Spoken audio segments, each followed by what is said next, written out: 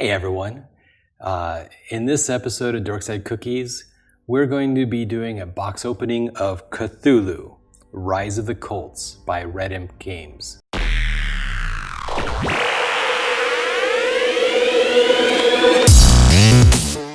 Alright, so as I record this, I think it's the 30th, so just a few days after Christmas.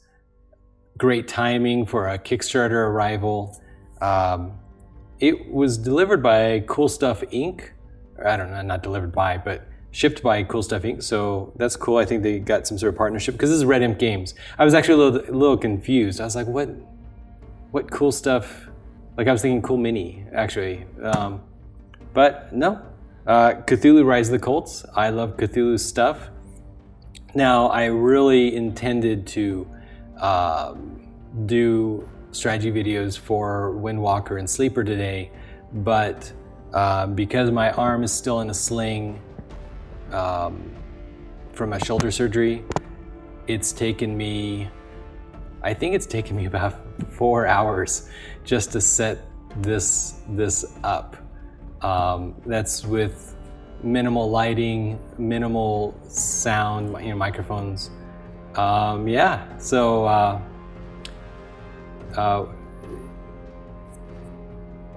only one hand is dramatically less than half of the efficiency of two. I have not kept up on Cthulhu Rise of the Cults. And I looked into it and I was like, what category game is it? I don't think there's a category. BGG doesn't have a strong category. They list like a bunch of random tags like card game and whatever. But essentially, my understanding is you play the leader of a cult and you're trying to spread the influence of the Dark Ones without being caught by the police or investigators. That's ultimately the game. So what do we have here? It says, Cthulhu Rise of the Cults is a game in which players impersonate the cult leaders worshipping the great old ones. Fighting against other cults seen as unworthy of revealing and tasting the prohibited knowledge, it is not an easy task. Apart from submitting acts of faith, they must also simultaneously carry out perpetual conflict with other would-be cults, while remaining unseen from the curious investigators in other organizations. Their activities focus on constantly spreading the Old One's influence as well as celebrating dark rituals, which are meant to sow the seeds of insanity and uncertainty in the people's minds. Successfully doing so will create the power ready for the advent of what is unnamed and at the same time hasten the world's demise. So it's set in Arkham City. It's a lot of text, guys. But I'm not going to read the whole thing. Actually, I guess it's not as much text as I thought because the rest of it's in German. But we will just move forward and you will watch me fumble. Aha.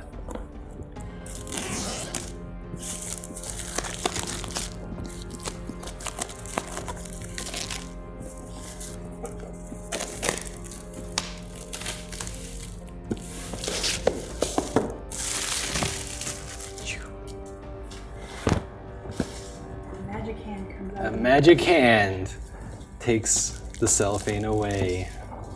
Thank you. I like this cover art. Look at the cover art, guys. It's not sure who the artist is, but it's pretty cool. Very appropriate Lovecraftian. Now they emphasize that they worked on the rulebook. This is not their first Kickstarter. They're hardcore gamers, hardcore designers, but because they're Polish, they there's always going to be some maybe translation errors, and then you're trying to hit deadlines and stuff. So they tried to focus on the board game, the rulebook first, and look at it, man. I mean, this is a beautiful rulebook.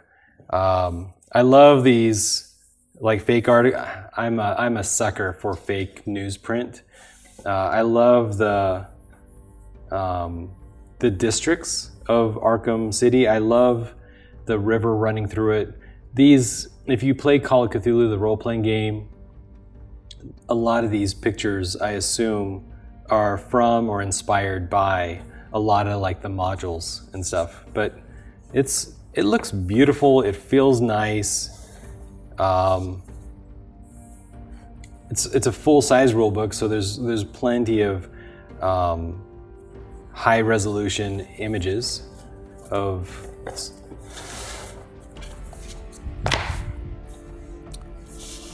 each card and what each thing is. It's very laid out, like the occult cards, the number 2, the symbol up at the top left, icons depicting attack, power, and terror.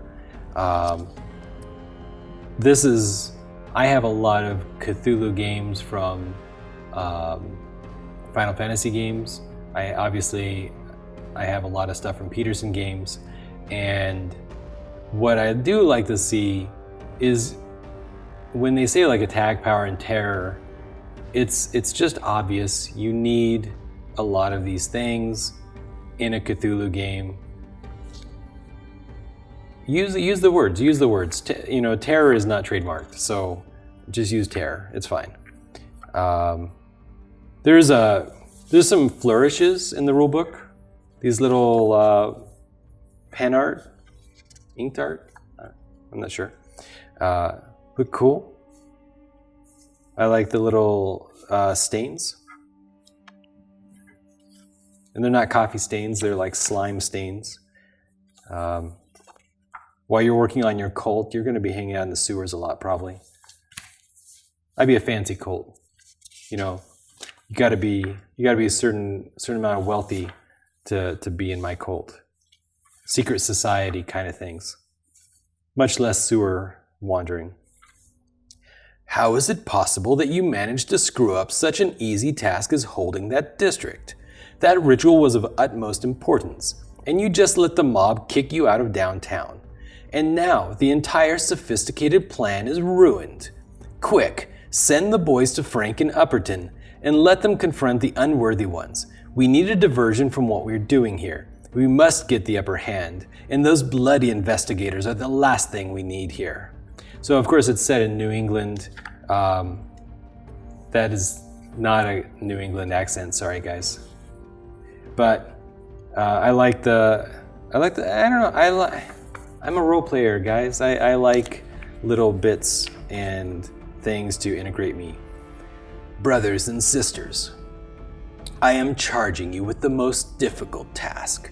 Your job is to secure new meeting places for our organization in the Arkham districts and make sure the ritual are well prepared. As we have mentioned before, this all must be done in strict secrecy because we have to deal not only with the unworthy ones, but also investigators. And we all know these people will enter any household if they hear any rumors about it in connection with mythical beings or clandestine organizations. So choose the places for these rituals wisely, and do not let anyone but the trusted members know of them. So again, I really think there's a lot of inspiration of, hey, we like Call of Cthulhu, the role-playing game. What if we got to play the other side? So when they say, we all know these people will enter any household if they hear any rumors about it in connection with mythical beings or clandestine organization, right? In a role-playing game, you kick down doors, you look for clues.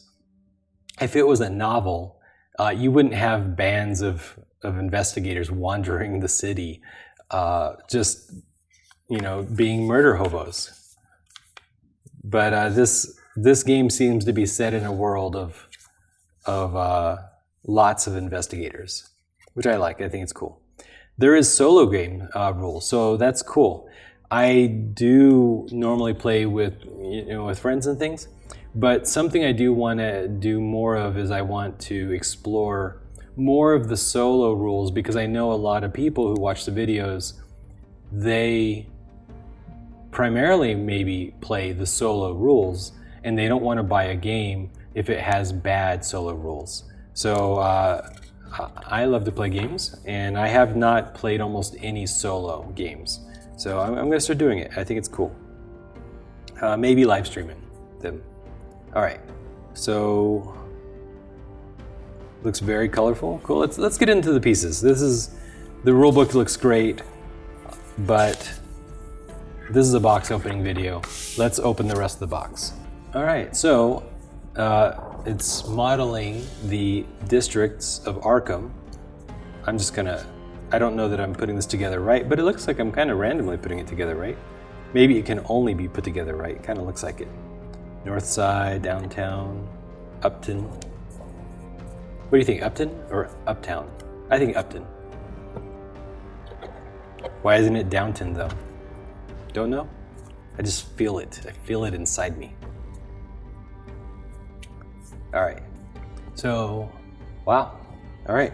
This is a cool game, right? It's not a square table thing. It's not unfolded. This is different. It's gonna feel different. You're playing the bad guys. Looks like we got some cool info about the game, right? +2, +3, +4. We got some info here. It's very thematic. There's not a lot of words. They said that was for easy translation to other languages. Sometimes I dislike that. You know, I don't want to have to necessarily memorize 32 different symbols from an iconography that is hard to understand. But, you know, the numbers are more universal than letters. So that's kind of nice. I think it might be okay. It might be workable. All right. We've got, cool. I was actually a little bit worried about this. So it looks like we've got Cthulhu. So these are player screens.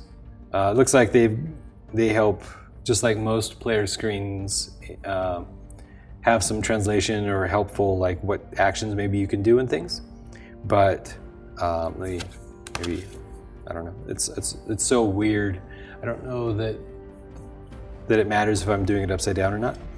But yeah, there's some symbols here. I don't know what they mean. And you know, guys, I'm so often wrong that I just don't like pretending anymore that I can figure out what these things are going to do. But I do like that there's two things going on here. One, the faction looks like they may intentionally or may just thematically represent a particular great old one. So it looks like we have Cthulhu. It's very strange here because it's lightning and blue.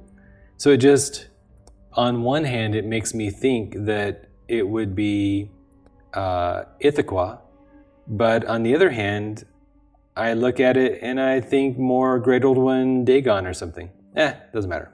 Okay, looks like probably Shub-Niggurath, and I think that's interesting. If it's Shub-Niggurath, I don't know why. It's just because it's red, guys. It's just because it's red. Once they put green with Cthulhu, then I just assumed all of this is using the Peterson Games colors. So this would be the King in yellow. It makes sense because it's the King in yellow. So yellow sign. But there's actually nothing about this being that makes me think King in yellow. It's just yellow. On the other hand, this like horned frog demon thing makes me think Great Old One out in the swamps being worshipped by I guess ex-slaves or people from Africa or something like that. I'm not sure what's going on in that story of Lovecraft, but yeah, cool. I like it. Let's see what else is going on in this box. All right, looks like a player mat. There's a lot of iconography. I'm not gonna hide that. This is a lot of the same iconography that's inside the player screens. I got some numbers here. Not sure. Just not sure. I don't know how the game plays. I don't know. Again, I looked to see if it was a worker placement game. It doesn't seem like it is. Don't know. I don't know how it plays, and I think maybe they've built or designed a more unique game than expected. So what do we have here? I mean, other than punch-out tokens. All right, so we've got, looks like the colors per, nope, not gonna pretend. Because it's very interesting. On this side, there are, yeah, I mean, right guys, come on. I'm just gonna guess that these are to designate that they're the Cthulhu faction. Blue, I don't know what's going on with blue. They just look like just normal humans. Red just looks like normal humans. More blue, but where's all the yellow?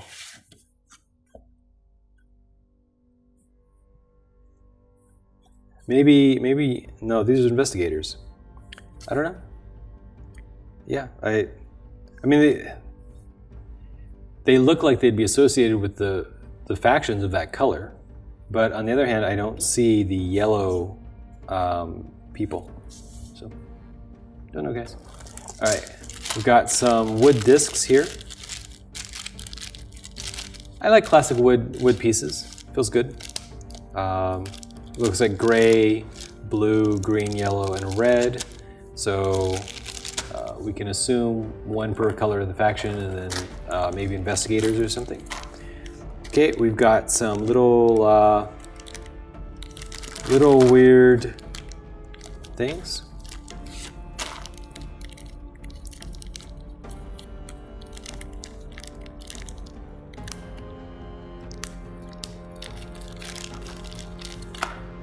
So, cool, creepy little artifact thing. It's like a little, you can imagine a statue with skulls, I don't know, vomiting tentacles, maybe. So, put that to the side. And some cool quasi-custom dice. I say quasi-custom because these are the blank white plastic dice that you can purchase, and they've attached stickers to them. The good thing about it is that the colors are much more vibrant than what you would usually get with a printed die. The Cthulhu is green and vivid, and the red, and it's the same die with all these different things.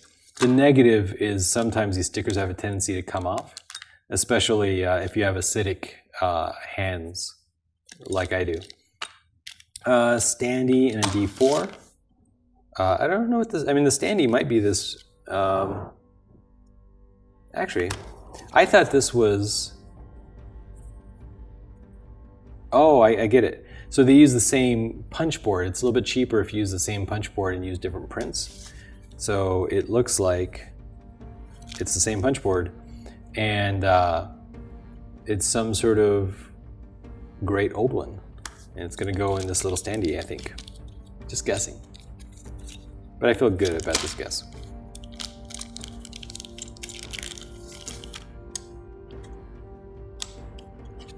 You use one hand for a couple weeks, guys, you start getting good. You start, like, I don't want to ruin anything, and it's definitely at risk, but boom. So, cool standee, weird freaky monster. I wonder where it is. It looks almost like it's a picture of something. All right.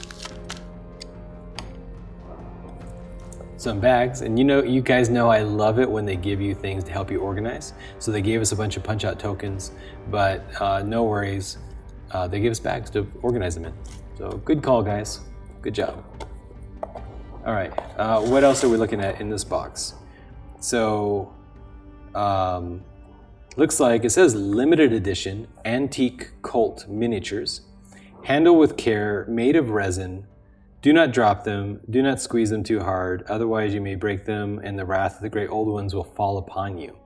So that's part of the advantage, or the cool thing about Kickstarters, right? Is normally you buy in, you put your faith into these companies before you know for sure that it's even going to be delivered, and you get something different. I'm going to say different. Sometimes you get something better. Sometimes you get something nicer.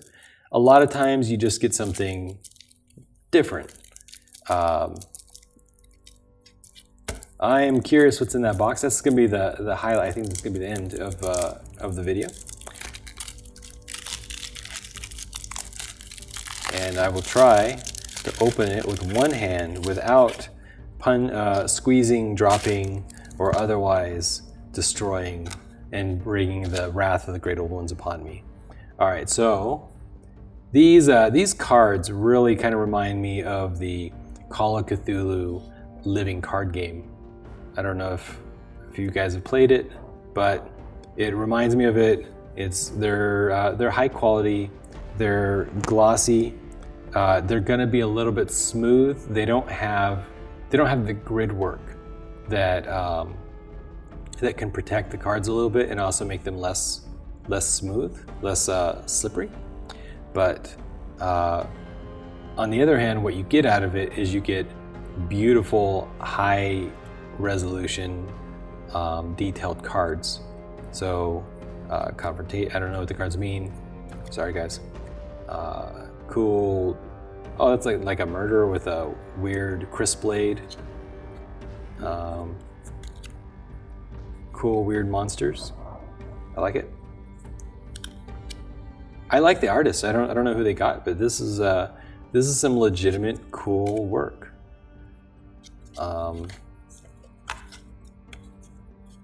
Just put that aside. And then is it gonna be the same?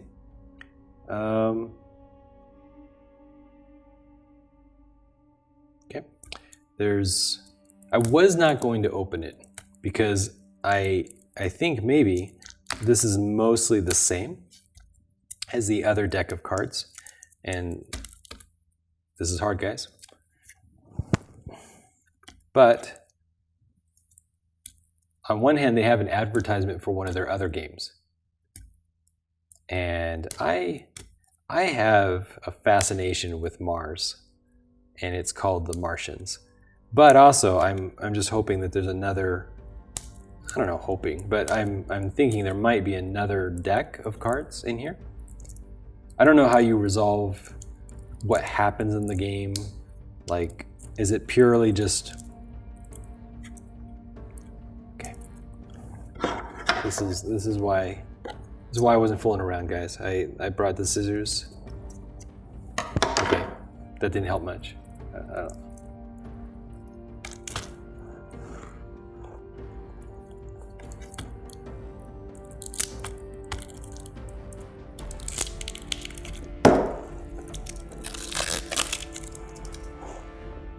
Oh, I think they had one of those little bands to help you open it. That's okay. I don't know that it would be very useful to me.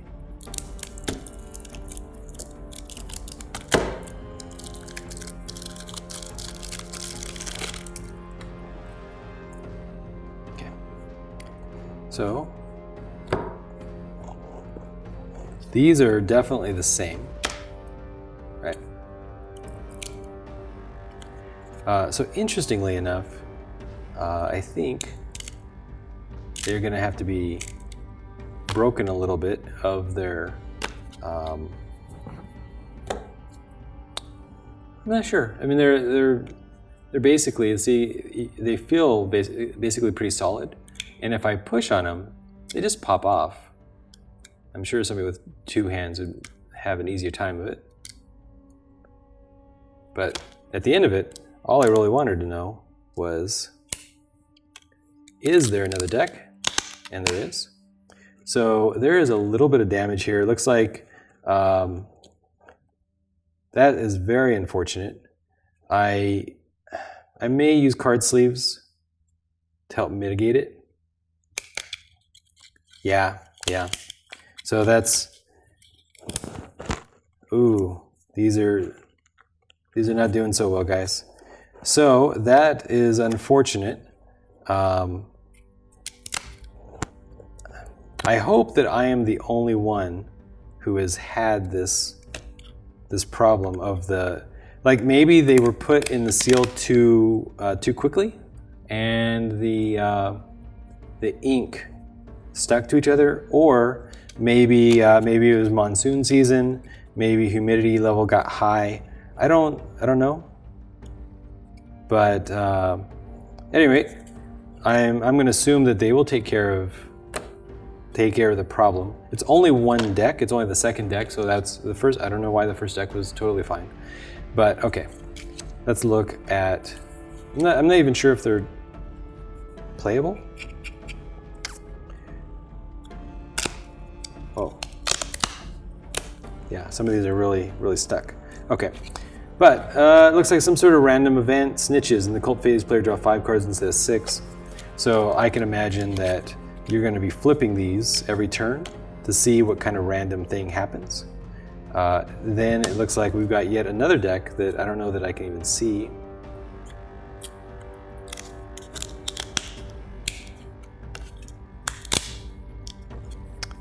And these look like power dominance, score more victory points than the NPC. At the end of the game, have all of your ritual markers on the board. So is it how you win? Is it bonus points? I don't know, but I look forward to reading the rules and figuring out what that is. The Lord of the Ice Garden, 2nd edition, and The Martians, A Story of Civilization. I'm very curious about Martians. I think I've seen it at a board game convention, maybe. All right. The big finale. I like the symbol. All right. Oh no, guys. Oh no. They packed it with like styrofoam dots. All right. I'm going to very carefully try not to flood my house with little highly staticky dots, but let's see what's going on here. So these are light, and I can see why they had all those like warnings, because these aren't plastic, guys. You can't bend it. It's acrylic. So so this is, oh no, why did I do that?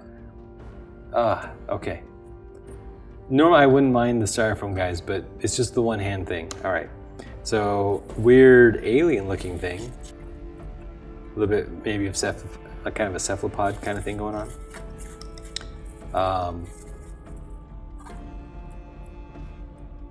Yeah, these are sea monsters. I really think the blue is Dagon, not not Ithaca or something.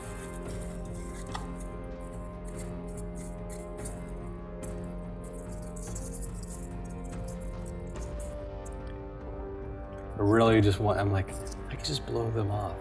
I could just blow the little styrofoam things off. Wow, I mean, these are really cool.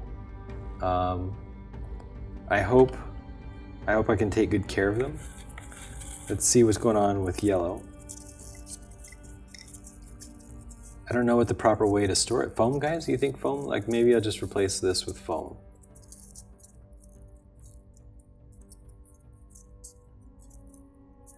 So yellow, again, I immediately think, it's going to be Hester, but I really think it looks like another aquatic kind of creature. So, don't know. Let's get one of the smaller guys. Weird, it's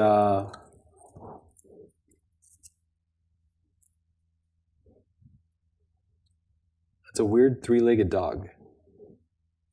Very cool. Creepy. I don't want it just to be color, guys. I want them to look different, feel different.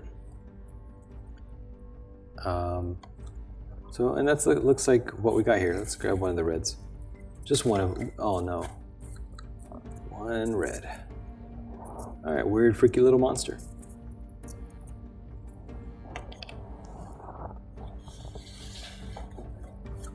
And so what's the advantage of acrylic over plastic? And I think primarily the advantage is just that it's I don't know. It could be higher resolution. Definitely has a different feel to it than your traditional cheap plastic.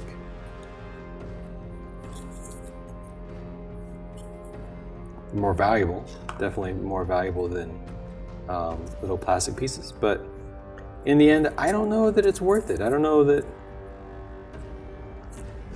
I would rather have these pieces in acrylic over modern injection molded plastic things. So, some cool monsters that I just don't have the ability to get all the foam off right now. And a little bit of damage in one deck of cards, so hopefully they'll take care of that. But I want to play, and I hope with card sleeves I can make these playable, because it looks cool. It looks cool. I mean, I just wanted to play as the other side, as the cultists, right? Because Cthulhu Wars, you primarily are playing as the big monsters, and here you're more on the ground. You're the little people trying to get these big guys out. Some disturbing stuff going on here, though, as it should be. All right, guys. So I am going to keep trying to record my strategy videos for an upcoming week. Just hopefully try to understand a little bit slower than I could be normally at pumping out videos. And with that, I hope you all have a happy 2018. This is gonna be on Tuesday. This is just gonna be a couple days into the new year. So hopefully you got lots of games for the holidays, and see everyone online. All right, bye guys.